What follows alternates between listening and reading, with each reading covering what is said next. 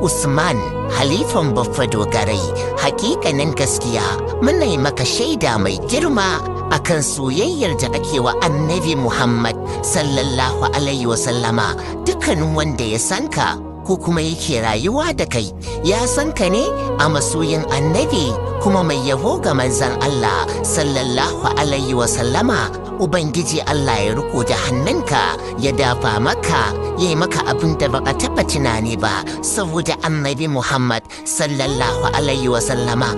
Tabbas mun jinjina maka, haka zalika mun baka award a cikin halara ta Annabi Muhammad sallallahu alaihi wasallama. Don haka a koda yaushe ka ci gaba da kyakkyawar mu'amalar nan da kake da dukkanin wanda Allah ya haɗa ka da shi, ka ƙara jajircewa a cikin halara ta Annabi Muhammad sallallahu alaihi wasallama.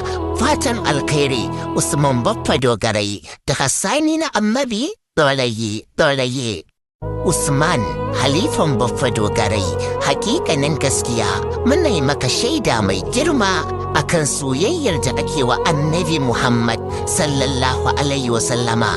Dukkanin wanda ya sanka ko kuma yake rayuwa da kai ya sanka ne a masoyin Annabi kuma mai yabo ga manzon Allah sallallahu alaihi wasallama. Ubangiji Allah ya riko da hannunka ya dafa maka ya yi maka abin da baka taɓa tunani ba saboda Annabi Muhammad sallallahu alaihi wasallama.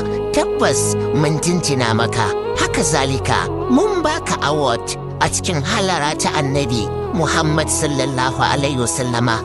Don haka a koda yaushe ka ci gaba da kyakkyawar mu'amalar nan da kake da dukkanin wanda Allah ya haɗa ka da shi, ka ƙara jajircewa a cikin halara ta Annabi Muhammad sallallahu alaihi wasallama.